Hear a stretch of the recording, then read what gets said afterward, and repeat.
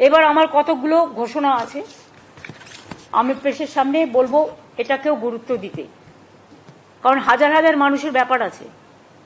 মনে রাখবেন, আপনাদের যখন একটা টিভির মাধ্যমে খবরটা লোকে পায়, তারা অনেক খুশি হয়ে যায়, এতে টিআরপি বাড়ে, কমে না।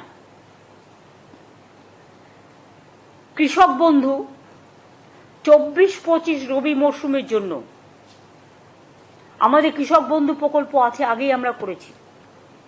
24-25 রবি মরশুমের জন্য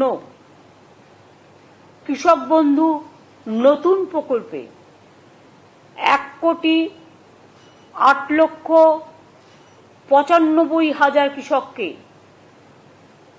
সংখ্যাটা আবার বলি, 1,08,95,000 কৃষককে মোট 2,943 কোটি টাকা সহায়তা প্রদানের সূচনা করা হলো।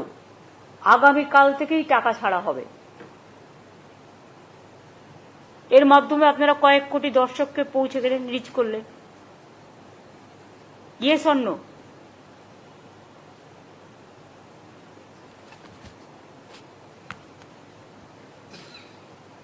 অর্থাৎ এবছরই কৃষক বন্ধু নতুন প্রকল্পে বাংলার কৃষকদের মোট 5,859 কোটি টাকা সহায়তা দেওয়া হলো।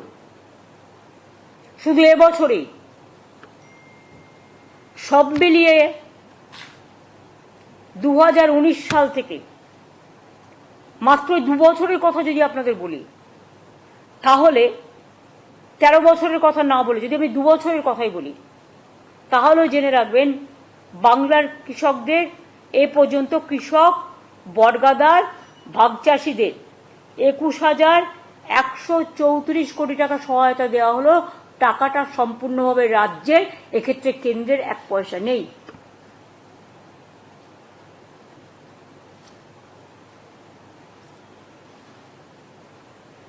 Am I clear?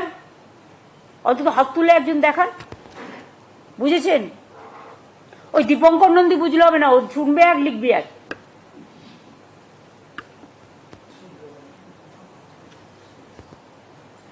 এছাড়াও মনে রাখবেন, কৃষক মারা গেলে তার পরিবার এককালীন যে 2 লক্ষ টাকা করে পায়, তাতে আমরা শুধু মুখে বলি না, আমরা কাজটা করি, আমরা জুমলা নই, আমরা ট্রান্সপারেন্সি মেনটেন করি।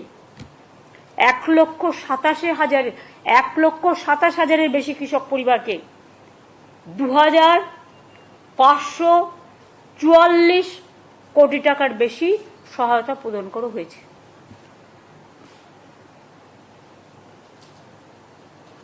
এছাড়াও শস্য বীমা প্রকল্প, মানে ক্রপ ইন্স্যুরেন্স, আগে চাষিদের টাকা দিতে হতো, কিন্তু এখন চাষিদের টাকা দিতে হয় না, আর সেন্ট্রাল গভর্নমেন্টের টাকা আসে না, আমরা দিই 100%।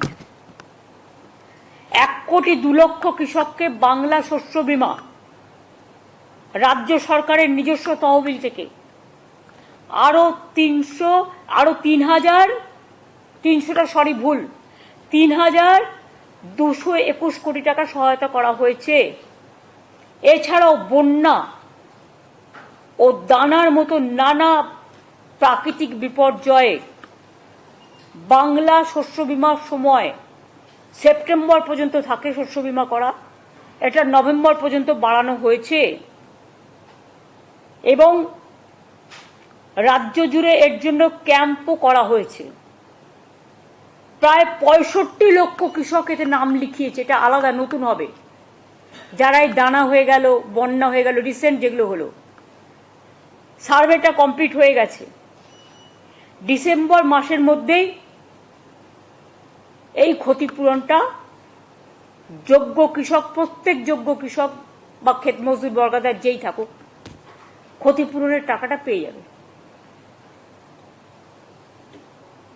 এবছরে যে বন্যা বা দানা হলো সেটার টাকাটাও, কারণ এখন তো কেন্দ্রীয় সরকার বন্যা 1 পয়সাও দেয় না, সেই জন্য।